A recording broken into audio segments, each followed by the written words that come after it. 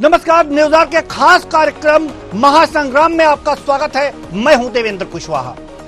जैसा कि आप जानते हैं कि 2024 लोकसभा का चुनाव जल्द ही आने वाला है, यानी कि बिल्कुल ही नजदीक है। जल्द ही आचार संहिता लागू हो जाएगी। उससे पहले बीजेपी और कांग्रेस दोनों पार्टियों ने एक एक करके अपने प्रत्याशियों के नाम जो है घोषित कर रहे हैं। यानी कि जितनी भी लोकसभा की सीटें हैं, 543 लोकसभा की सीटें, इन पर अगर जो बीजेपी की बात करें तो 195 सीटों पर अपने उम्मीदवारों के नाम घोषित कर दिए हैं। एक सूची में 195 उम्मीदवारों के नाम घोषित किए थे। वहीं अगर जो बात करें तो कांग्रेस ने 2 सूचियां घोषित की हैं, 2 सूचियां जारी की हैं और दूसरी सूची में अगर जो कहें तो 43 उम्मीदवारों के, माफ कीजिएगा, 39 उम्मीदवारों के नाम हैं। तो कुल मिलाकर के यह देखा जा सकता है कि कांग्रेस और बीजेपी ने अपने अपने उम्मीदवार उतारने शुरू कर दिए हैं। अगर जो देखा जाए तो मध्य प्रदेश की बात करें तो यहां पर 29 लोकसभा की सीटें हैं। बीजेपी ने 24 पर अपने उम्मीदवार उतारे हैं और कांग्रेस ने अपनी दूसरी लिस्ट में 10 उम्मीदवारों के नाम घोषित किए हैं। आज हम उन सीटों का जिक्र करेंगे महासंग्राम में जिनमें बीजेपी और कांग्रेस ने दोनों अपने अपने प्रत्याशी उतार दिए हैं। तो आज जो शुरुआत करेंगे वो उन लोकसभा का नाम बता दें। भिंड लोकसभा सीट की हम बात करेंगे, साथ ही साथ टीकमगढ़ लोकसभा की बात करेंगे और बात करेंगे खरगोन। यानी कि 3 लोकसभा सीटों की हम बातचीत करेंगे। 3 लोकसभा सीटों की हम बातचीत करेंगे और इनमें दोनों दलों द्वारा कौन कौन से प्रत्याशी उतारे गए हैं, इनसे आपको रूबरू कराएंगे। इनके राजनीतिक सफर के बारे में हम बताएंगे आपको और साथ ही साथ हम ये भी चर्चा करेंगे कि आखिर दोनों के सामने चुनौतियां क्या होंगी, किसका पलड़ा भारी हो सकता है, कौन सा यहां पर समीकरण किसके सटीक बैठता हुआ नजर आ रहा है अभी वर्तमान समय में। तो हम इन तमाम बिंदुओं पर चर्चा करेंगे। तो सबसे पहले हम सीट लेते हैं महासंग्राम में भिंड लोकसभा की। तो भिंड लोकसभा की जो बीजेपी से प्रत्याशी हैं उनकी हम बात करें तो इनका जन्म, अगर जो बात करें भिंड लोकसभा की तो यहां पर भिंड से जो प्रत्याशी हैं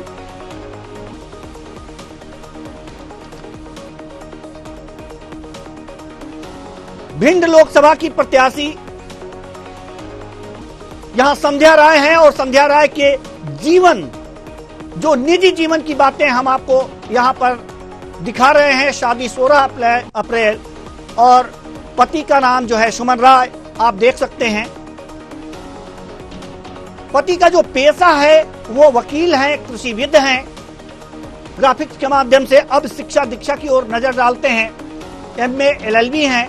इनकी पढ़ाई जो है जीवाजी विश्वविद्यालय से इन्होंने किया है।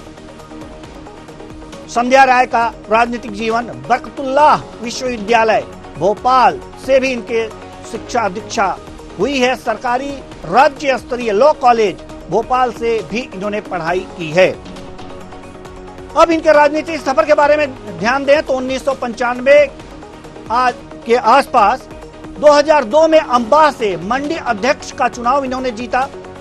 2005 तक बाजार अध्यक्ष रही, यानी कि मंडी अध्यक्ष रही। 2003 में दिमनी विधानसभा का इन्होंने चुनाव जीता और साथ ही साथ 2008 तक ये विधायक रही। ये राजनीतिक सफर संध्या राय का। 2017 में मध्य प्रदेश राज्य महिला आयोग की सदस्य बनी और 2019 में भिंड लोकसभा सीट से सांसद चुनी गई। 2024 में बीजेपी फिर से इन पर विश्वास जताया और पुनः इन्हें रिपीट किया है। यह था राजनीतिक सफर संध्या राय का जन्म, यानी कि इनका जो निजी जीवन था। इनके बारे में मैंने आपको बताया कि मुरैना के कामरा में इनका जन्म हुआ था। तो ये सारी चीजें हैं। अब हम कांग्रेस उम्मीदवार की बात करेंगे। फूल सिंह बरैया को भिंड लोकसभा सीट से प्रत्याशी बनाया है कांग्रेस ने। भिंड सीट अनुसूचित जाति के लिए आरक्षित है, यानी कि आरक्षित सीट है भिंड। और मध्य प्रदेश में बड़े दलित नेता हैं फूल सिंह बरैया। ये कांग्रेस से उम्मीदवार आपको बता रहे हैं। अनुसूचित जात, जनजाति और ओबीसी को साधेंगे बरैया, यानी कि ये अनुसूचित जात, अनुसूचित जनजाति को साधने का काम किया जा रहा है। पार्टी की हार के बाद भी बरैया भिंड सीट से जीते थे। 2019 के लोकसभा चुनाव के पहले कांग्रेस में शामिल हुए और 2023 के विधानसभा चुनाव में वे भांडेर से जीते थे। राजनीतिक सफर हम बता रहे हैं एक एक करके। बरैया अब भिंड सीट से कांग्रेस से प्रत्याशी हैं फूल सिंह बरैया। यह है राजनीतिक जीवन। अब जिस लोकसभा सीट पर इन दोनों महारथियों की भिड़ंत होने वाली है, संध्या राय और फूल सिंह बरैया की, आइए उस सीट के 2019 में जो इसका गणित था, किस पार्टी को कितने वोट मिले थे, उसकी तरफ हम ध्यान दे लेते हैं। यहां पर आपको स्क्रीन पर दिख रहे होंगे, बीजेपी से संध्या राय थी और 2019 में इनको 54.93% वोट मिले थे। वहीं कांग्रेस की बात करें तो यहां पर आप साफ देख सकते हैं कि 34.12% यहां पर वोट मिले थे। बसपा तीसरे नंबर की पार्टी थी, इसको 6.93% वोट मिले थे। अब पाई चार्ट के माध्यम से इसे देख सकते हैं। कोने में थोड़ा सा देखेंगे तो संध्या राय यहां पर प्रत्याशी थी, देवाशीष यहां पर कांग्रेस से प्रत्याशी थे और बाबू राम यहां पर बीएसपी से प्रत्याशी थे। अब हम आपको कॉलम चार्ट के माध्यम से किस पार्टी को यहां पर 2014 के सापेक्ष 2019 में नुकसान हुआ और किनको फायदा मिला, यह हम दिखाने जा रहे हैं। यह कॉलम चार्ट यहां पर बीजेपी को जो है भिंड लोकसभा सीट में 2019 के चुनाव में 2014 के सापेक्ष 0.53% की कमी आई है। मतों में कमी आई है, फिर भी संध्या राय यहां से जीती हैं। कांग्रेस की बात करें तो इसके मत प्रतिशत में 0.6% की बढ़ोतरी दर्ज की गई है। वहीं बसपा के मत प्रतिशत में 2.3% की बढ़ोतरी दर्ज की गई थी।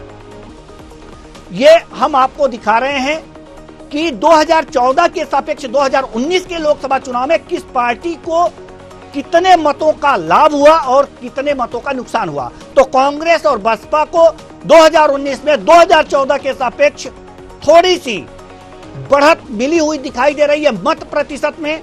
वहीं बीजेपी के मत प्रतिशत में 0.53% यानी कि आधे % की गिरावट देखी गई है। लेकिन फिर भी यहां से संध्या राय जो है यहां पर विजयी हुई हैं बीजेपी से।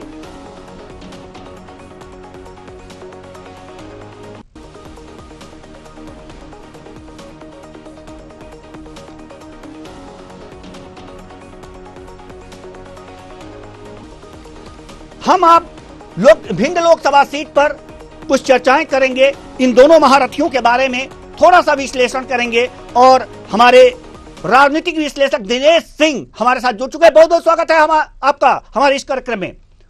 जी दिनेश सिंह जी, जैसा कि बीजेपी ने भिंड लोकसभा सीट की हम बात कर रहे हैं, तो बीजेपी ने भी अपने प्रत्याशी उतार दिए हैं, कांग्रेस ने भी कल दूसरी लिस्ट जारी की, उसमें प्रत्याशी घोषित कर दिए हैं।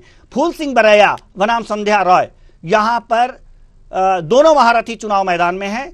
आपका आकलन क्या कहता है, दोनों के जो राजनीतिक एक तरह से पुरुषार्थ कह सकते हैं, राजनीतिक दमदारी कह सकते हैं, कौन भारी पड़ता हुआ दिख रहा है वर्तमान समय में? जी नमस्कार किशोर जी, आपको दर्शकों को मेरा नमस्कार। देखिए, सबसे पहले से आपने बताया, काफी हद तक आपने चीजें बताई, मैं थोड़ा सा उससे अलग बताता हूँ चीजें, क्योंकि वो अगर रिपीट करूंगा ठीक नहीं रहेंगे। जी जी। तो देखिए, सबसे पहले अगर देखा जाए, देखिए ऐसा है कि जैसे संध्या राय जो है, तो उनका देखिए राजनीतिक जो अनुभव है वो मतलब बहुत ज्यादा है संगठन के अंदर भी, और वैसे उस तरीके से दूसरी बार जैसे कि ये रही सांसद, और दूसरी बार जैसे कि सांसद का जैसे इनको टिकट मिला उस वक्त किसी कार्यक्रम में थी, और उस वक्त जैसे इनको सूचना मिली, उनको खुद को भरोसा नहीं हुआ था, क्योंकि इस सीट से लगातार अभी तक कभी ऐसा नहीं हुआ कि एक उम्मीदवार को भाजपा ने दोबारा जो है इस सीट से दोबारा उतारा हो, तो उस तरीके से करके भरोसा जताया उन्होंने। तो कुछ न कुछ लेकर के मतलब कि उन्होंने अपने जो कार्य थे उसको लेकर के या कुछ लेकर के उसमें विश्वास पार्टी ने पे जताया। और दूसरी बात देखिए मतलब कि जैसे संगठन में अनेक मतलब पदों पे ये बार बार रही, और दूसरी बात जैसे कि सांसद जैसे कि उसमें मतलब कि अभी जैसे चुनाव होने हैं तो टाल ठोक रही है उस तरीके से। तो ये मतलब इनकी एक तरह से मजबूती जो मैं ये बताऊंगा उसमें जैसे कि संगठन का और राजनीतिक दोनों ही जो है अनुभव जो है बहुत ज्यादा है। अब जैसे अगर कांग्रेस की अगर बात करें तो कांग्रेस के जो बरैया जो है तो वो देखिए ज्यादा चर्चा में कब आए थे, ज्यादा चर्चा में आए थे पिछली बार जैसे मतलब कि उन्होंने मुंह काला करने की कोई प्रतिज्ञा ली थी उसका लेकर के। लेकिन अच्छी बात रही कि मुंह काला करके जैसे मतलब काला करने की प्रतिज्ञा जैसे कि भी ऐसा कर नहीं। तो एक बड़ी खबर आ रही है, एक बड़ी खबर आपको बता दें, बड़ी खबर आ रही है, दिल्ली से बीजेपी की दूसरी लिस्ट भी जारी हो चुकी है। बड़ी खबर, गुरुग्राम से राव इंद्रजीत सिंह उम्मीदवार बने हैं, गढ़वाल से अनिल बलूनी उम्मीदवार बनाए गए हैं। बड़ी खबर, दूसरी लिस्ट बीजेपी की, पूर्वी दिल्ली से हर्ष मल्होत्रा को टिकट मिला है, नॉर्थ वेस्ट से योगेंद्र चंदोलिया को टिकट मिला है, फरीदाबाद से कृष्णपाल सिंह गुर्जर को टिकट मिला है। बड़ी खबर आपको बता रहे हैं, दूसरी लिस्ट बीजेपी की आ गई है। फरीदाबाद से कृष्णपाल सिंह गुर्जर को टिकट मिला है, हरिद्वार से त्रिवेंद्र सिंह रावत को टिकट मिला है, नागपुर से नितिन गडकरी को टिकट मिला है। बड़ी खबर आपको बता रहे हैं, बड़ी खबर, दिल्ली से बीजेपी की दूसरी लिस्ट जारी हो चुकी है। गुरुग्राम से राव इंद्रजीत सिंह उम्मीदवार बने हैं, गढ़वाल से अनिल बलूनी उम्मीदवार बने हैं। बड़ी खबर आपको बता रहे हैं, बड़ी खबर, पूर्वी दिल्ली से हर्ष मल्होत्रा को टिकट मिला है, नॉर्थ वेस्ट से योगेंद्र चंदोलिया को टिकट मिला है, फरीदाबाद से कृष्णपाल सिंह गुर्जर को टिकट मिला है। तो बड़ी खबर आपको बता रहे हैं, फरीदाबाद से कृष्णपाल सिंह गुर्जर को टिकट दिया गया है, हरिद्वार से त्रिवेंद्र सिंह रावत को टिकट मिला है, नागपुर से नितिन गडकरी को टिकट दिया गया है। तो बड़ी खबर आपको बता रहे हैं, दिल्ली से बीजेपी की दूसरी लिस्ट जारी हो चुकी है, गुरुग्राम से राव इंद्रजीत सिंह उम्मीदवार बने हैं। बड़ी खबर आपको बता रहे हैं, बड़ी खबर, बड़ी खबर आपको बता रहे हैं, बड़ी खबर, फरीदाबाद से कृष्णपाल सिंह गुर्जर को टिकट मिला है, फरीदाबाद से कृष्णपाल सिंह गुर्जर को टिकट मिला है, हरिद्वार से त्रिवेंद्र सिंह रावत को टिकट दिया गया है।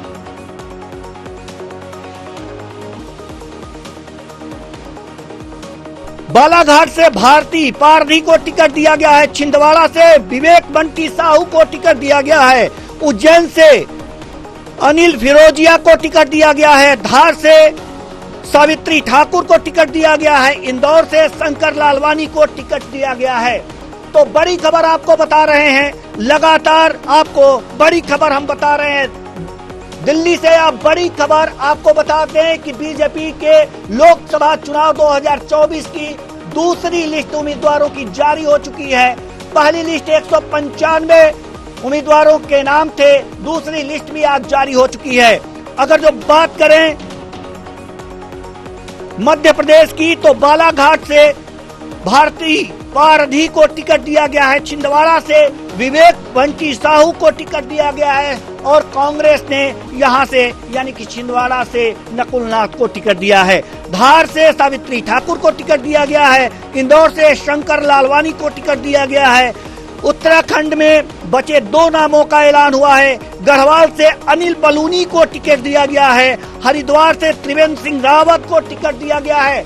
यानी कि जो 5 लोकसभा की सीटें यहां पर उत्तराखंड में थी, 3 लोकसभा की सीटों का घोषणा पहले ही लिस्ट में हो चुका था और दूसरी लिस्ट में 2 बची हुई लोकसभा सीटों के उम्मीदवारों के नामों की घोषणा हो चुकी है।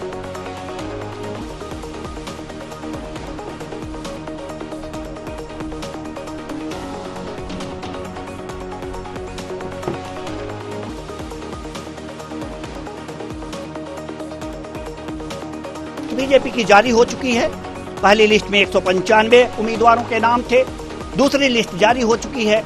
आप ये एक सीट के बारे में हम यहां पर बता रहे हैं, बड़ी खबर आपको बता रहे हैं। अब हम रुख करेंगे अपने मेहमानों की तरफ। हमारे मेहमान दिनेश सिंह जी जो राजनीतिक विश्लेषक है हमारे साथ जुड़े हुए हैं। हालांकि दूसरी लिस्ट भी अब बीजेपी की जारी हो गई, लेकिन हम लोगों की चर्चा भिंड लोकसभा सीट पर हो रही थी। आप कुछ कह रहे थे, बीच में आपको रोकना पड़ा, आपसे क्षमा चाहते हैं, लेकिन यह भी जरूरी था कि दूसरी लिस्ट आ गई है तो अपने दर्शकों को इससे अवगत करा दिया जाए। जी जारी रखिए। नहीं बिल्कुल जी कुशवाहा जी। तो देखिए मैं ये कह रहा था कि जैसे भिंड लोकसभा से जो कांग्रेस के प्रत्याशी बरैया हैं, तो उनका देखिए उस तरीके से सामाजिक जो है वो मतलब जैसे पकड़ जो है वो अच्छी है उनकी, ऐसे कोई उसमें डाउट नहीं है अच्छी तरह से। और देखिए दूसरा क्या था कि जैसे 2023 के विधानसभा चुनाव के दौरान उन्होंने बोला कि अगर भाजपा 50 सीट से ऊपर का क्रॉस करेगी तो मैं अपना मुंह काला करवा के और राजभवन जाऊंगा, ऐसे करके कुछ बोला था। और मतलब उसमें तो मतलब अच्छा ही रहा कि ठीक है लोग ज्यादातर इस चीज से मुकर जाते हैं, लेकिन वो मतलब की चर्चा में उससे उसी बात को लेके आए थे कि बाद में राजभवन के सामने जाके उन्होंने अपने मुंह पे एक दो शायद काले टीके लगाए थे, तो तब से वो लोग चर्चे एक तरह से ज्यादा हो गए थे, मतलब देश विदेश में जैसे कि उनके चर्चे काफी होते थे उसी को लेकर के। तो ये दो चीजें रही, लेकिन इन दोनों की चीजों वाले दोनों में अगर जैसे कि अगर समानता या असमानता या बाकी चीजों को देखा जाए तो पकड़ के हिसाब से या जनता के बीच में, तो देखिए ऐसे कि कुछ मतलब कि मतलब लिमिटेड क्षेत्र है जहाँ बरैया जो है पकड़ रखते हैं, लेकिन ओवरऑल जैसे अगर देखा जाए जैसे कि स्ट्राइक रेट की अगर बात करें तो भाजपा देखिए भिंड सीट पर जितनी बार स्ट्राइक किया तो उसमें स्ट्राइक रेट जो है इनका मतलब सक्सेस रेट जो है वो 75% रहा है 100 में से। तो इसलिए मान के चलते हैं कि जैसे मतलब कि जैसे इस वक्त जैसे जो है संध्या राय जो है तो उनका पलड़ा इस वक्त भारी है, क्योंकि फूल सिंह बरैया जो है उनके पास देखिए उतना मतलब लंबा एक तो अनुभव नहीं है, दूसरा कांग्रेस में इतने पुराने भी नहीं है मेरे ख्याल से। तो इसी चीज को लेकर के दोनों में से जो है इस वक्त अगर देखा जाए तो भिंड में जो है भाजपा जो है वो तीसरी बार मतलब कि संध्या राय जो है वो तीसरी बार फिर मुझे लगता है कि मतलब इस बार और ठीक मतों से मेरे ख्याल जीतेंगी, ये मेरा अपना आकलन है। और बाकी और कोई अभी फिलहाल ऐसी कोई स्थिति परिस्थिति ऐसी नजर नहीं आती है जिसमें कि बहुत ज्यादा भिंड के जातीय समीकरण क्या कहते हैं, हम आपसे जातीय समीकरण के बारे में जानना चाहेंगे जल्दी से, क्योंकि अभी 2 सीटें और भी हैं। देखिए कुशवाहा जी, जातीय समीकरण की अगर बात करें, देखिए पूरे अगर मध्य प्रदेश की अगर बात करें तो देखिए 20% के आसपास जो है वो एससी वोट्स हैं, और एससी जैसे 20 का 15% जो है एससी वोट्स हैं और 20 जो है एसटी वोट्स हैं, बाकी उसके बाद में जैसे कि 50% ओबीसी।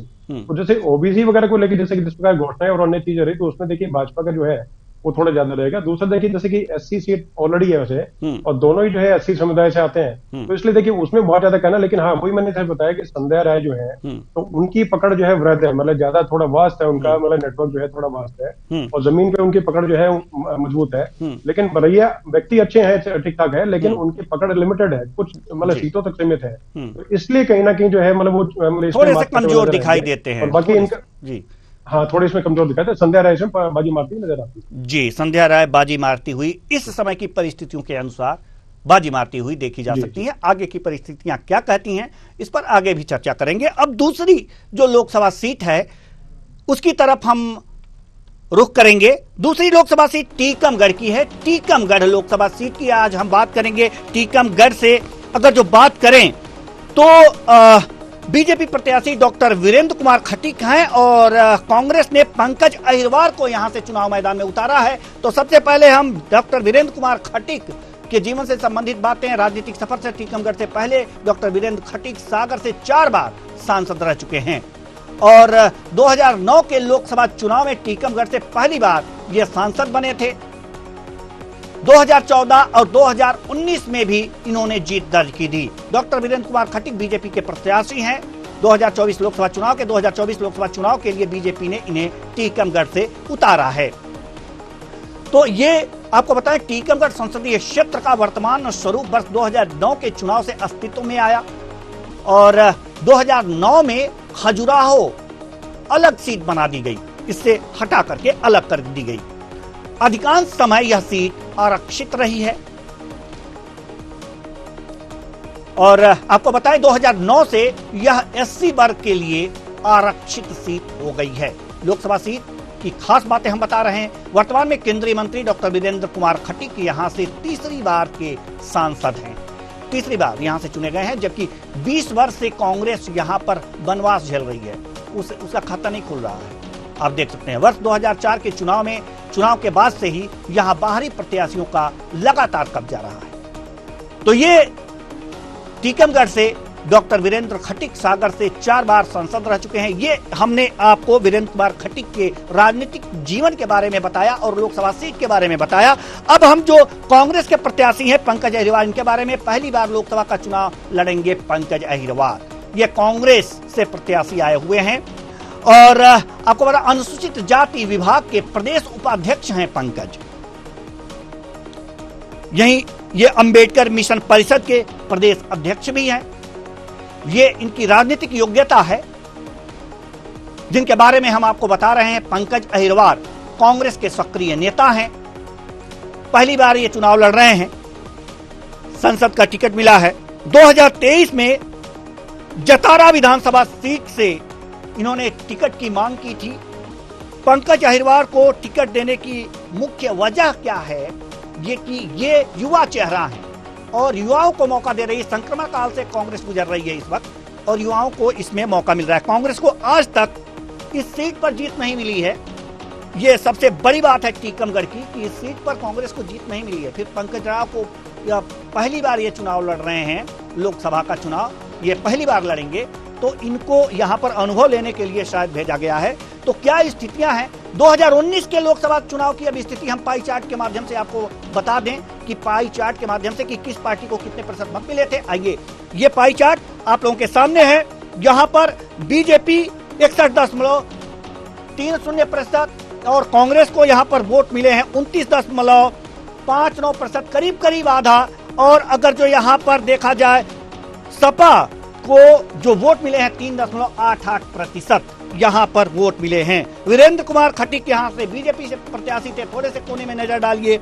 और भारतीय राष्ट्रीय कांग्रेस से किरण अहिरवार यहां पर चुनाव लड़ रहे थे। साथ ही साथ अगर जो सपा से बात किया जाए तो आरडी प्रजापति यहां पर चुनाव लड़ रहे थे। तो ये परसेंटेज है बीजेपी और कांग्रेस का जो प्रतिशत है करीब करीब आधा है 2019 के लोकसभा चुनाव में। और पहली बार लोकसभा चुनाव लड़ रहे हैं पंकज अहिरवार, तो बड़ी बात है। और वीरेंद्र कुमार खटीक यहां से चुनाव जीत चुके हैं, कई बार सांसद रह चुके हैं, तो बड़ा यहां पर टक्कर किस तरह से होगा इसके बारे में हम जानेंगे। लेकिन इससे पहले 2014 के सापेक्ष 2019 में किस पार्टी को कितने प्रतिशत मतों का लाभ हुआ या नुकसान हुआ, आइए कॉलम चार्ट के माध्यम से आपको दिखाते हैं। ये कॉलम चार्ट है आपके सामने। यहां पर बीजेपी को 6.3% वोटों की बढ़ोतरी देखी गई है। कांग्रेस में भी बढ़ोतरी है लेकिन वो 1.60% और बसपा के वोटों में यहां पर कमी आई है 2.32%। ये हमने आपको आंकड़े दिखा दिए। अब हम आपको लिए चलते हैं अपने राजनीतिक विश्लेषक दिनेश सिंह जी के पास। दिनेश सिंह जी, यहां पर पंकज अहिरवार, आंकड़े तो आपने देख लिए, आपको जानकारी है ही यहां के आंकड़ों की, हमें बताने की आवश्यकता नहीं है। लेकिन यहां पर पंकज अहिरवार पहली बार सांसद के चुनाव लड़ रहे हैं और यहां डॉक्टर वीरेंद्र कुमार खटीक लगातार जीतते हुए प्रत्याशी है, सांसद भी हैं यहां के। ये कैसा टक्कर है, क्या सोच करके कांग्रेस ने टिकट दिया है? बिल्कुल आपने ठीक विश्लेषण किया इसका कुशवाहा। देखिए ऐसा है कि जो वीरेंद्र खटीक जी है वो मेरे ख्याल 6 या 7 बार शायद सांसद रह चुके हैं और दूसरा यूनियन मिनिस्टर है फिलहाल में। केंद्रीय मंत्री के सामने और एक तरह से ठीक मतलब उनकी उपलब्धि मतलब माने या कुछ माने के ठीक भाई ऐसी मतलब वर्ग जो है उससे मतलब दोनों कैंडिडेट हैं। दूसरा उसके ऐसी विभाग के जैसे कांग्रेस के जो ये क्या नाम है अहिरवार जो है तो उसके उपाध्यक्ष हैं, ठीक अपने तरीके से युवा है, तो उनको शुभकामनाएं। लेकिन देखिए कहीं पर टक्कर की अगर बातचीत करते हैं, देखिए जो इतने पुराने सांसद हो गए जिनको इतना लंबा अनुभव है, राजनीतिक अनुभव हो गया और सामाजिक अनुभव हो गया, उसके साथ साथ जैसे कि संगठन का पूरा चुनाव लड़ाने का उनको अनुभव है और उनके सामने जैसे अगर नए युवा है तो उसमें देखिए टक्कर तो बड़ी जबरदस्त रहेगी ऐसे। और जबरदस्त में अगर माने तो एक तरह से एक तरफा सही वाला माहौल जो है वो नजर देखने को मिल सकता है। अगर कोई कल को खुदा न खास्ता अलग तरह की हो जाए कि कोई चमत्कार हो जाए तब बात अलग है। लेकिन फिलहाल के हिसाब से मतलब ये माने कि एक केंद्रीय मंत्री के सामने और एक युवा चेहरे को उतारने वाला काम कहां तक कितना मतलब है कि अपना किस तरीके से उतारा क्या उतारा, तो उस तक कुछ ना कुछ कांग्रेस ने अपने तरीके से कुछ ना कुछ मतलब समीकरण कोई बिठाया होगा और कुछ किया होगा। लेकिन एक जैसे सीट में इन्होंने पहली बार जैसे कि पिछली बार जो विधानसभा चुनाव हुए थे कुशवाहा जी उसमें लड़े लेकिन वो सफल किसी प्रकार से नहीं हो पाए। तो इस बार ठीक है, हम उनको सिर्फ शुभकामनाएं देते हैं। बाकी इसके अलावा जैसे है तो कहीं से अगर ये स्पष्ट अगर बोले जाए तो देखिए टक्कर उस तरीके से नजर नहीं आती है। पलड़ा एक तरह से मतलब एक तरफ से बहुत ज्यादा झुका हुआ है और एक तरफ से बहुत ज्यादा ऊपर है। तो इन चीजों को दोनों चीजों क्योंकि देखिए मतलब ये 3 विधानसभा जैसे कि मतलब 3 विधानसभा जैसे कि विधानसभा अगर बात करें तो 8 में से 3 जो है कांग्रेस के पास में, 5 जो है बीजेपी के पास में। तो उस हिसाब से भी देखिए मतलब एक बड़ा ज्यादा अंतर है उसी का लेकर कैसे। और दूसरा देखिए अगर और चीजों को मान के जैसे कि छतरपुर जो है, छतरपुर का भी क्षेत्र इसमें लगता है, टीकमगढ़ पूरा आता है, तो उस तरीके से करके 2-3 डिस्ट्रिक्ट का जैसे कि हिस्सा लेकर के करें और अलग अलग मतलब की भिन्न टाइप के जो है मतलब जो वर्ग है उनको कैसे साथ पाएंगे, क्या साथ पाएंगे, ये सब देखने की बातें हैं। जहां पर जब तक जैसे कि वीरेंद्र खटीक जो है उनकी अगर बात करें तो सभी वर्गों में, सभी कास्ट में, सभी में उनकी एक तरह से लोकप्रियता ठीक ठाक है क्योंकि बार बार जीते हैं। तो उनका एक तरह से संपर्क जो है लोगों को नाम से जानते हैं, पूरे तरीके से जो है संपर्क में लगातार बने रहे हैं। तो उस मामले में कहीं ना कहीं जो है पंकज अग्रवाल जो है, तो क्या ये मान लिया जाए कि कांग्रेस इस सीट पर कुछ ज्यादा फाइट करती नहीं दिखेगी और एक तरह से प्रत्याशी को उतारना था, उसको अनुभव लेना था, इसलिए वहां पर उतार दिया गया है? मैं ये बोलना नहीं चाह रहा था अपने मुंह से, लेकिन आपने बिल्कुल जो बोला ठीक बोला ही बोला कि इस तरीके से, क्योंकि टक्कर तो कहीं पर नजर नहीं आ रही है फिलहाल। जी बिल्कुल। क्योंकि किसी प्रकार से देखिए मतलब जैसे कि बहुत बड़े पहलवान के सामने है और जैसे कि ट्रेनिंग जो है उनको अगर उतार दिया, ट्रेनिंग नहीं बोलेंगे ठीक है, उसके अनुभव कम होगा, लेकिन एक तरह से मान के चलिए कि इंटरनेशनल जैसे कोई मतलब कि खेलने वाले खिलाड़ी जो है उनके सामने कोई अगर जैसे कि जिला स्तर के कोई अगर उतारा जाए जिनको इतना अनुभव ना हो सकता है आगे चल के अनुभव उनको हो जाए, उनको सिर्फ शुभकामनाएं दे सकते हैं। लेकिन फिलहाल के हिसाब से सिर्फ खाना पूर्ति भर नजर आती है कि ठीक है सामने किसी को उतारना था तो लिस्ट में एक नाम ऐड करना तो उस वास्ते करके, बाकी अदरवाइज आगे कुछ हो, कुछ भविष्य घर में क्या है हम कुछ उसे कौन जानता है, हिसाब से टक्कर नजर नहीं आती, टक्कर नजर नहीं आती। तो हम अब अगले लोकसभा सीट की तरफ रुख करेंगे। अगला लोकसभा सीट जो है वो है खरगोन लोकसभा सीट से की तरफ हम रुख करेंगे। और खरगोन से जो है अगर प्रत्याशी की बात करें बीजेपी से तो गजेंद्र पटेल को यहां पर टिकट दिया गया है। वहीं कांग्रेस ने पोरलाल खरते को यहां पर चुनाव मैदान में उतारा है। तो आज हम पहले एक एक करके इनके राजनीतिक सफर के बारे में चर्चा कर लें, देख लें, उसके बाद से फिर गजेंद्र पटेल खरगोन सीट से प्रत्याशी हैं गजेंद्र पटेल। और गजेंद्र को विरासत में राजनीति मिली है, यानी कि आप अंदाजा लगा सकते हैं कि इनके पुरखे भी राजनीति से ही हैं। दादा परबत सिंह 1957 में जनसंघ के टिकट पर चुनाव लड़े थे। और आपको बता दें कि पिता उमराव सिंह भाजपा सरकार में शिक्षा मंत्री रहे हैं, यानी कि पीढ़ी दर पीढ़ी बीए एलएलबी तक शिक्षित गजेंद्र पटेल लंबे समय से राजनीति में हैं। खरगोन में वे छात्र संघ अध्यक्ष भी रह चुके हैं। ये इनकी राजनीतिक सफर है, हम लगातार आपको बता रहे हैं। 29 सालों से भाजपा के कई प्रकोष्ठों में कई पदों पर रह चुके हैं और वर्तमान में 2013 से वे भाजपा अनुसूचित जाति जनजाति के प्रदेशाध्यक्ष भी हैं। गजेंद्र आरएसएस के कई पदों का दायित्व भी निभा चुके हैं। इनकी कई पीढ़ियां बीजेपी में हैं और आरएसएस से इनका ताल्लुक है।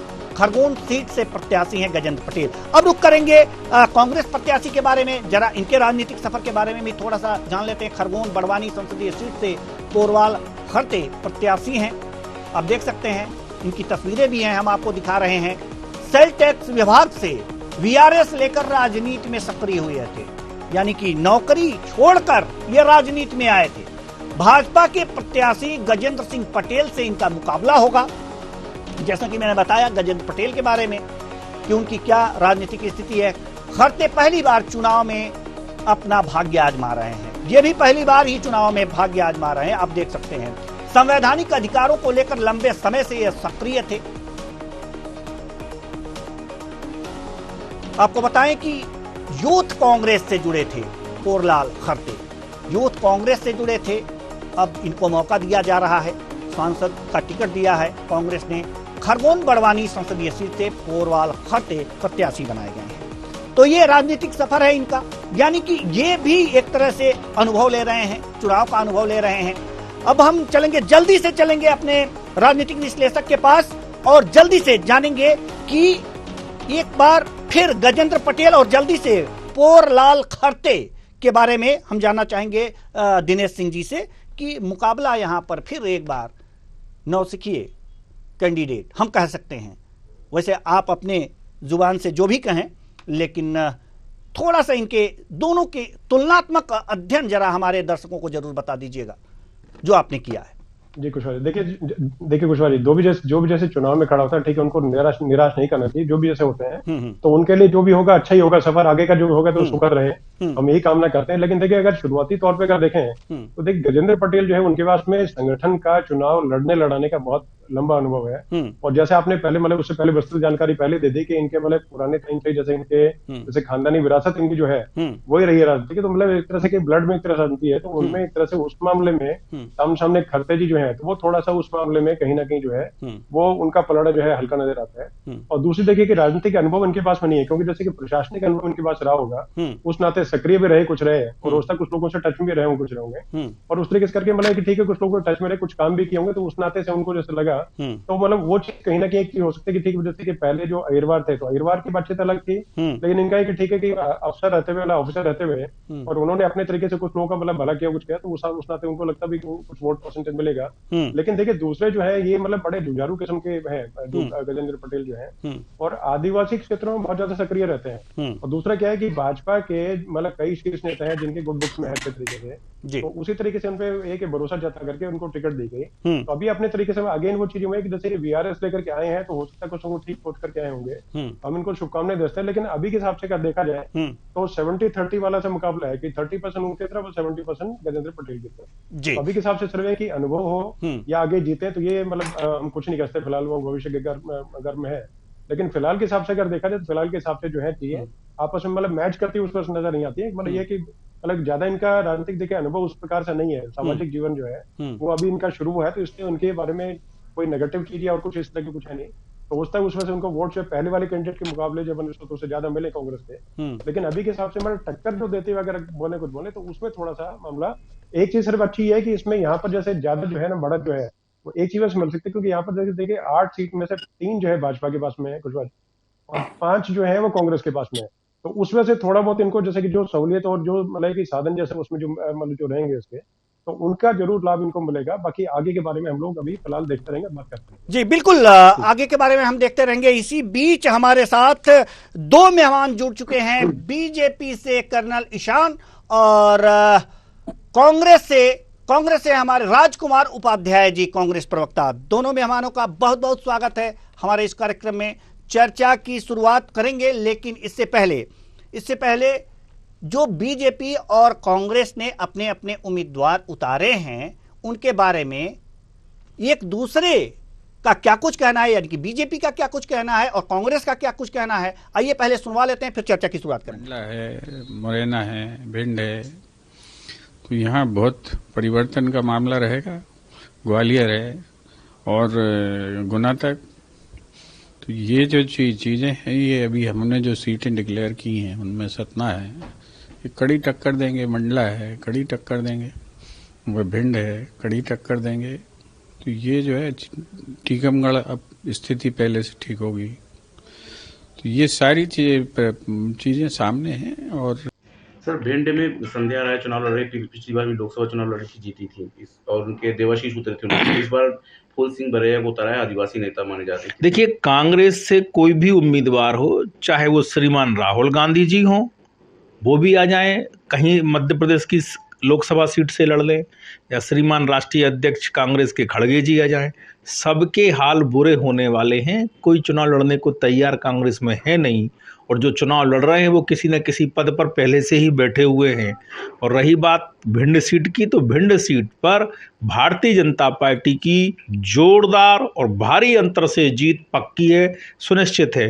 कांग्रेस बड़े नेता माने जाते हैं, आदिवासी नेता मुंह काला कर लिया था उन्होंने अपना। अभी अब बड़े नेता आपकी नजरों में माने जाते होंगे तो मैं कुछ कह नहीं सकता।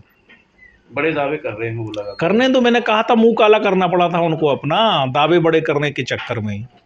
भारतीय जनता पार्टी को पिछले चुनाव में, विधानसभा चुनाव में जितना मत प्रतिशत प्राप्त हुआ था उससे कहीं ज़्यादा इस चुनाव में प्राप्त हुआ है। और आने वाले लोकसभा चुनाव में भी 8 विधानसभा क्षेत्र को मिलाकर बनी खरगोन लोकसभा क्षेत्र में भारतीय जनता पार्टी के गजेंद्र पटेल जी विजयी होंगे।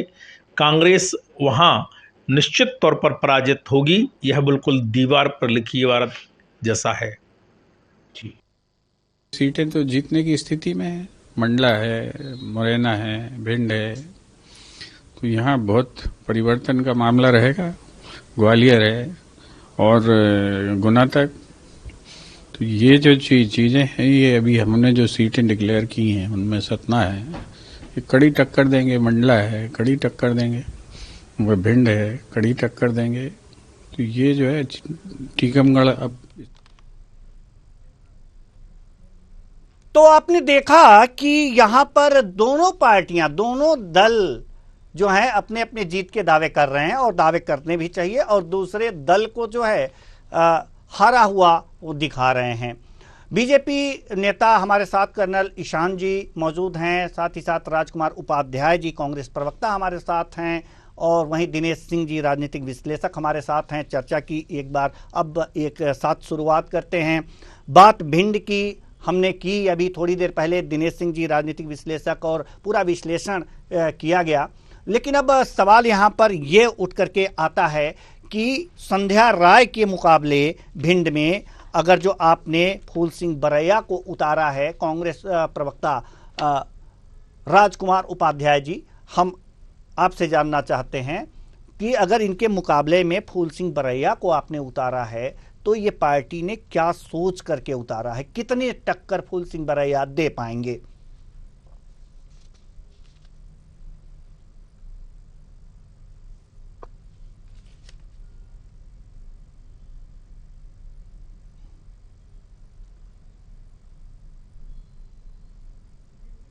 जी राजकुमार जी, आप तक आवाज हमारी नहीं पहुंच पा रही है, तो हम थोड़ी देर बाद आपके पास आएंगे। कर्नल ईशान जी, जी आप जी आपकी आवाज आ गई।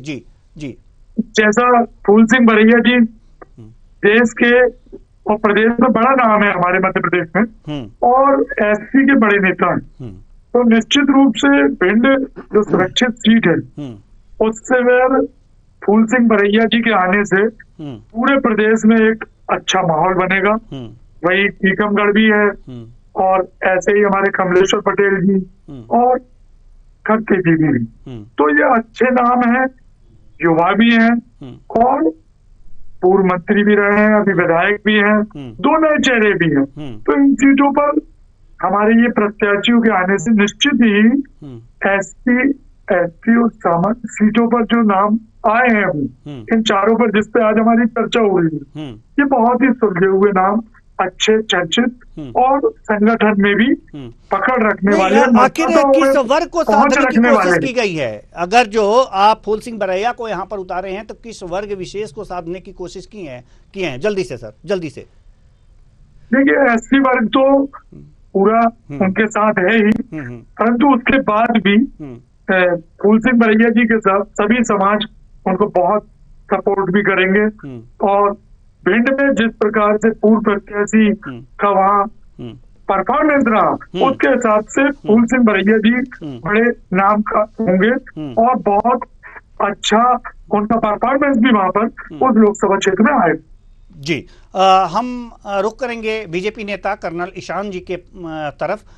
कर्नल ईशान साहब, संध्या राय को आपने यहाँ पर बीजेपी से एक तरह से कह सकते हैं कि रिपीट किया है और इनके मुकाबले फूल सिंह बरैया आ रहे हैं। कांग्रेस इन्हें बहुत ही तगड़ा प्रत्याशी मान रही है। अनुसूचित जाति पर इनकी पकड़ भी बता रही है, अन्य वर्गों का भी पकड़ बता रही है। फिर तो संध्या राय के लिए सोचना पड़ेगा। क्या कहेंगे आप? देखिए, ऐसा है, हमारे जितने भी प्रत्याशी चुनाव मैदान में आ रहे हैं उनके अनुभव के बारे में आपके राजनीतिक विश्लेषक दिनेश जी बता चुके हैं। तो उनके अनुभव के आधार पर उनके सामने कितना कौन सा कैंडिडेट टिक पाएगा ये सर्वविदित है। जहां तक फूल सिंह बरैया जी की बात है, उनकी चीजें, उनका बड़बोलापन सर्वविदित है। अब एक बात जो राजकुमार जी ने भी कही कि जाति को साधना, किसी को साधने की जरूरत क्या है? आप एक वर्ग विशेष और जाति को साधने की बात क्यों करते हैं?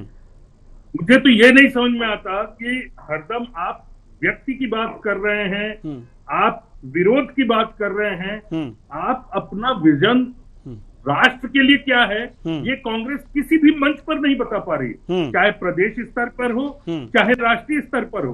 विधानसभा चुनाव के भी टाइम खाली विरोध की राजनीति थी। चलिए, हम बात करते हैं विकास की और विकास करके दिखाते हैं। हम सनातन की बात करते हैं, हम सनातन की चीजों को करते हैं, उसको आत्मसात करते हैं।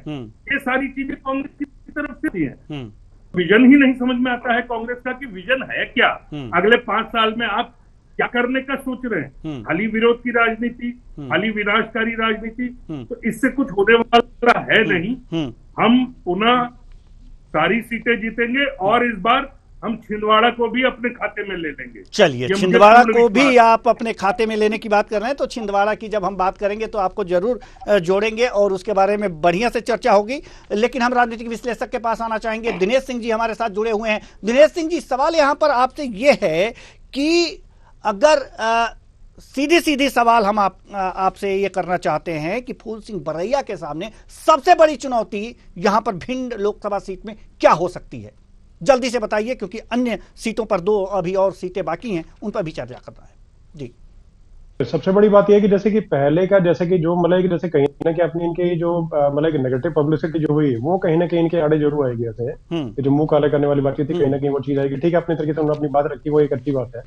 दूसरी इसके अलावा देखिए इसके अनुभव की जो कमी है, जैसे कि संध्या राय के सामने अनुभव जो है वो इनका थोड़ा कम पड़ता है। और जैसे कि मतलब जैसे कि उसके राजनीतिक सफर इनका ठीक कितना लंबा रहा अलग बात है, लेकिन कांग्रेस के अंदर भी देखिए पूरे तरीके से जो है मुझे लगता है कि ठीक है पूरी तरह राजकुमार जी तो पूरी तरह अच्छी तरह बात करेंगे और वे पार्टी की तरफ से पार्टी के पक्ष रखेंगे। लेकिन देखिए बहुत समय इनको जैसे कि कांग्रेस में नहीं हुआ है, तो इस वजह से करके पूरे जो कैडर जो है पूरा उस तरीके से इनके साथ में कितना नहीं उस पर डिपेंड करता है। और तीसरी चीज देखिए ऐसा है कि अपने तरीके से ठीक है जो तरीके से इनको अपनी कोशिश करनी चाहिए और पूरी तरीके जैसे कि अभी जैसे आपने पहले एक बाइट दिखाई थी जो कांग्रेस नेता थे वो पूरी तरीके से फाइट मोड में नजर नहीं आते हैं, एग्रेसिव मोड में जो है कार्यकर्ता जो है उस तरीके से नजर नहीं आते हैं। हालांकि शीर्ष नेतृत्व जो है वो इनका फाइट मोड में है और एक्टिव मोड में है। कल साहब समझ सकते हैं फाइट मोड क्या होता है। तो देखिए ऐसे कि उसमें सीधी सीधी बात है कि अपने तरीके से सिर्फ वो डिफेंसिव मोड में है। उन्होंने बोला कि हम टक्कर देंगे, तो टक्कर देना नहीं होता इसमें। देखिए फाइट मोड बोला पूरे तरीके से कि आपको एक्टिव मोड पे आकर के ऐसे करना पड़ेगा कि आप ही सिर्फ जीत रहे हैं। तो वो चीज वो जज्बा जब तक नहीं आएगा कुशवाहा जी तब तक चीजें कहीं ना कहीं जो है उस तरीके से और वो ग्राफ ऊपर होता है। हाँ पहले से हो सकता है ग्राफ ऊपर कुछ हो, जैसे कि वोटिंग परसेंटेज के हिसाब से वो कांग्रेस का अवस्था बढ़ जाए, लेकिन जीत की स्थिति में आने के लिए इनको बहुत ज्यादा मेहनत करनी होगी, मेहनत करनी पड़ेगी, मेहनत जो नजर फिलहाल अभी मतलब बड़ी मुश्किल है जी, बड़ी मुश्किल लग रही है। अब हम दूसरी सीट की भी बात कर रहे हैं, टीकमगढ़ की। तो टीकमगढ़ में बीजेपी से डॉक्टर वीरेंद्र कुमार खटीक जो यहाँ पर चुनाव मैदान में है और पंकज अहिरवार जो है कांग्रेस से यहाँ पर चुनाव मैदान में हैं।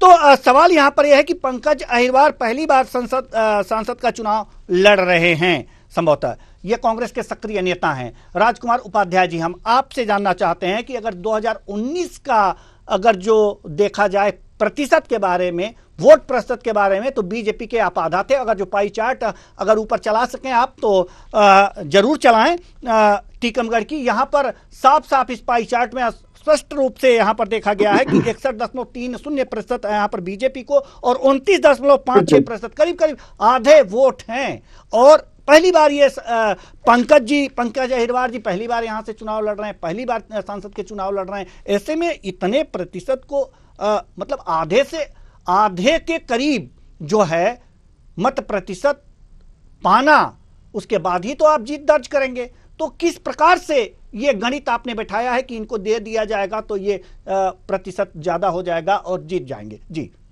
राजकुमार उपाध्याय जी। पंकज अहिरवार जी, देवेंद्र जी बहुत शिक्षित व्यक्ति है और युवा चेहरा है और लगातार जतारा से वो पहले टिकट की भी दावेदारी करी थी उन्होंने, उसके बाद लगातार टीकमगढ़ लोकसभा क्षेत्र में वो घूम रहे हैं। हर वर्ग को, हर समुदाय को, हर शिक्षित युवा वर्ग को वो लगातार संपर्क में है। उसके बाद उन्होंने महंगाई के मुद्दे पे लगातार कई मामलों को लेकर वो मैदान में है कांग्रेस संगठन के साथ। तो निश्चित रूप से इन सबको देखते हुए पंकज अहिरवार जी जो है एक जो बड़ा नाम भारतीय जनता पार्टी में होगा, उनके सामने ये चेहरा बहुत अच्छी जीत दर्ज करेगा, क्योंकि इस बार टीकमगढ़ लोकसभा क्षेत्र का माहौल बदल रहा। चलिए ठीक है, हम आपके पास आएंगे। हमारे साथ बीजेपी नेता कर्नल ईशान जी हैं और हम आपसे जानना चाहेंगे, डॉक्टर वीरेंद्र खटीक को आपने चुनाव मैदान में उतारा है, इनके आपके टक्कर में कांग्रेस ने पंकज अहिरवार को चुनाव मैदान में उतारा है। डॉक्टर वीरेंद्र कुमार खटीक को कैसे आप मान रहे हैं कि पुनः ये जीत दर्ज कर लेंगे? जल्दी से सर, जल्दी से बताइए, क्योंकि ये लगातार संपर्क में है। पंकज अहिरवार जी लगातार लोगों से संपर्क साध रहे हैं, महंगाई और तमाम मुद्दे पर लोगों से चर्चा भी कर रहे हैं। देखिए, बहुत अच्छी बात है कि कांग्रेस प्रयोग कर रही है। प्रयोग वो सफल होता है जहां पे कि आप आश्वस्त हो कि परिणाम सही आएंगे। यहाँ ये प्रयोग ऐसा है जिसमें कांग्रेस को भी पता है कि आश्वस्त नहीं है। जैसा दिनेश सिंह जी ने कहा कि फाइटिंग स्पिरिट बॉडी लैंग्वेज में अभी जो प्रवक्ता गुप्ता जी बोल रहे थे उसमें भी नजर नहीं आ रही है। तो ये प्रयोग है, अच्छी बात है, प्रयोग कर रहे हैं। एक इतने अनुभवी हमारे वीरेंद्र खटीक जी के सामने इन्होंने एक प्रयोग के तौर पर हरिद्वार जी को उतारा है। बड़ी खुशी की बात है। लड़ाई करेंगे कि क्या करेंगे वो सामने पता चल जाएगा। वैसे मैं आश्वस्त हूं कि ये प्रयोग इनका निष्फल हो जाएगा। जी, आप आश्वस्त हैं प्रयोग निष्फल हो जाएगा। दिनेश सिंह जी, आपके पास आना चाहेंगे। जल्दी से हम आपसे जवाब चाहेंगे कि आखिर जो पंकज अहिरवार हैं और डॉक्टर वीरेंद्र कुमार खटीक हैं, इनके टक्कर में, वीरेंद्र कुमार खटीक के टक्कर में पंकज अहिरवार को कांग्रेस ने उतारा है, और जो संपर्क और महंगाई और तमाम अदर मुद्दे हैं जिनको लेकर के वो जनता के बीच हैं, क्या वास्तव में इतने प्रतिशत वोट, करीब आधे से अधिक इनको और यहां 2024 के लोकसभा चुनाव में पाने हैं, तो क्या इन मुद्दों को लेकर इतनी तत्परता से उठा रहे हैं कि जनता इनके पीछे आ जाएगी और ये जीत दर्ज कर लेंगे? क्या लगता है आपको? राम मंदिर का मुद्दा भी है बीजेपी के पास। जी देखिए कुशवाहा जी, जल्दी से। ऐसा है कि जो मुद्दे अभी हैं वो 2019 के अंदर भी वही थे वैसे। दूसरी बात देखिए, वोटिंग जो पैटर्न जो है वो कोई ऐसा कोई बहुत बदलाव नहीं है। जैसे अभी जैसे तुरंत पहले जो है असेंबली चुनाव थे, तो उसके अंदर भी देखिए वोटिंग पैटर्न जैसे नजर आए, तो भाजपा के पक्ष में, एनडीए के पक्ष में बहुत ज्यादा मतलब बढ़त के साथ नजर आया। तो उसमें देखिए अगर इसी को देखें, और 7 बार के सांसद और यूनियन मिनिस्टर के सामने है और एक मतलब युवा चेहरे को उतारा, ठीक है, एक मतलब अपने आप में एक तरह से बहुत हिम्मत की बातचीत है। उनको जैसे खड़े हुए तो भाई हम लोग हौसला अफजाई करने की सिर्फ बात करते हैं, लेकिन कहीं ना कहीं इस तरीके से कौन से मतलब किस तरीके, क्योंकि देखिए मतलब कि जैसे कि राजनीति जो होती है वो अपने से चुनाव लड़ने का काम या लड़ाने का काम जो होता है वो कुशवाहा जी एक तरह से अपना एक बहुत भारी वर्क में एक तरह से स्ट्रेटेजी के तहत किया जाता है। तो स्ट्रेटेजी कौन सी है? देखिए भाजपा के पास राम, नाम, काम, 3 चीज है, और लगातार संपर्क, जैसे कि राम के नाम पे भी इन्होंने संपर्क लगातार बार बार रखा। दूसरा संकल्प यात्रा जो चली तो उसमें भी डोर टू डोर जो है इन्होंने कैंपेन किया। उसका जैसे अभी तुरंत पहले चुनाव से निकले, तो इस प्रकार देखिए अभी जैसे अगेन फिर बोलता हूँ कि अपने तरीके से फाइट मोड में जब तक नहीं आएंगे कार्यकर्ता जो है उस तरीके से, जैसे ठीक है उपाध्याय जी अपने तरीके से पार्टी का पक्ष बहुत बढ़िया तरीके से रख राजकुमार जी, लेकिन पार्टी लाइन से अलग हटके अगर वो सोचेंगे या अपने तरीके से सोचेंगे तो कहीं ना कहीं देखिए उनको अगर चीजें नजर आएंगी तो अपने तरीके से उनको देखना पड़ेगा भी अगर खुद वो चुनाव लड़ेंगे तो कैसे करेंगे। तो क्या उस प्रकार से वो जील, वो जज्बा जो है क्या वो सीट पर नजर आता है? तो मैं उसमें मैं यही कहूंगा कि अपने तरीके से इन्होंने कि मतलब शायद अगर कोई थोड़ा हैवी वेट अगर नेता अगर सामने उनके उतारते तो ज्यादा बेहतर रहता है। ये थोड़ा नए हैं, अनुभव के लिए आ रहे हैं, अलग कुछ यहाँ से अर्जित करके जाएंगे, कोई नुकसान नहीं होगा इसमें। लेकिन मतलब कि इतना बड़ा लंबा अंतराल जो है, मतलब जैसे कि सीधे सीधा 29% और से लेकर के 61% तक पहुंचने का सफर जो है वो बिना किसी रणनीति के, बिना किसी स्ट्रेटेजी के हासिल करना बड़ा मुश्किल है। तो उसको कैसे करेंगे तो ये अपने आप में एक बहुत बड़ा मतलब कि अहम यक्ष प्रश्न है जी। और ये हम लोग अब कुछ ही दिनों में ये देखने को मिलेगा कि आखिर क्या होता है, क्या गुल खिलाते हैं पंकज अहिरवार जी यहाँ पर, और डॉक्टर जो वीरेंद्र खटीक हैं ये क्या कर पाते हैं। अब हम अगली लोकसभा सीट की तरफ रुख करेंगे, वो है खरगोन लोकसभा सीट। खरगोन लोकसभा सीट से बीजेपी ने गजेंद्र पटेल को चुनाव मैदान में उतारा है और कांग्रेस के प्रत्याशी हैं पोरलाल खरते।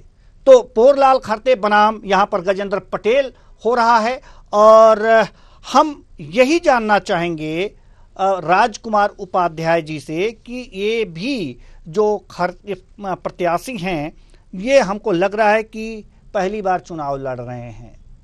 तो पहली बार चुनाव लड़ रहे हैं और गजेंद्र पटेल जी इनके सामने हैं। सामना कैसे, किस तरह से, किन किन मुद्दों को लेकर हो सकता है, यहाँ पर कौन से मुद्दे उठा रहे हैं? पोरलाल खरते जी बीआरएस लेकर एक सेल टैक्स ऑफिसर के रूप में कार्यरत थे।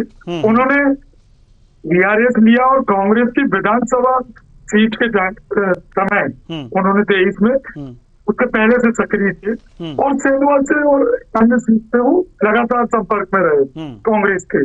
कांग्रेस की विचारधारा से लगे रहे। कांग्रेस के लिए उन्होंने टिकट नहीं मिलने के बाद भी विधानसभा में सब जगह संपर्क किया, कार्य किया, और बहुत शिक्षित व्यक्ति है और लगातार उस पूरे क्षेत्र में अभी पिछले 4 महीने से लगातार घूम रहे हैं, संपर्क कर रहे हैं, संगठन के साथ समन्वय स्थापित करके रख रहे हैं। पार्टी के नीति मुद्दों को लेकर वो नीचे जा रहे हैं। भारतीय जनता पार्टी के नेगेटिव पॉइंट को, विपक्षी दल के पक्षों को लेकर वो मुखरता से बात कर रहे हैं। इन सब मुद्दों को लेकर पार्टी ने युवा नेता, युवा चेहरे पोरलाल खरते जी को खरगोन में उतारा है, और ये भी एक बहुत अच्छा परिणाम देंगे कांग्रेस के लिए। वहां ये निश्चित रूप से भारतीय जनता पार्टी के लिए घातक सिद्ध होंगे और आखिरी कील ठोकेंगे विजय श्री ने। चलिए विजय स्त्री लेकर के आएंगे। आपका मानना है कर्नल ईशान जी, यहाँ पर गजेंद्र पटेल जी हैं, सामने जो है पोरलाल खरते जी हैं। तो खरगोन लोकसभा सीट से चूंकि ये लगातार जी ईशान जी जारी रखिए। खरगोन से पोरलाल जी जो कि सेल्स टैक्स ऑफिसर थे और उसके बाद अभी वीआरएस लेके आए हैं, 2023 में आए। मैं तो ये कहूंगा कि जब दिनेश जी बता रहे थे पहले, जब विश्लेषण कर रहे थे पहले, तो उन्होंने काफी उदारता दिखा के उनको 30% और गजेंद्र पटेल जी को 70% पे रखा था। तो ये उनकी उदारता है।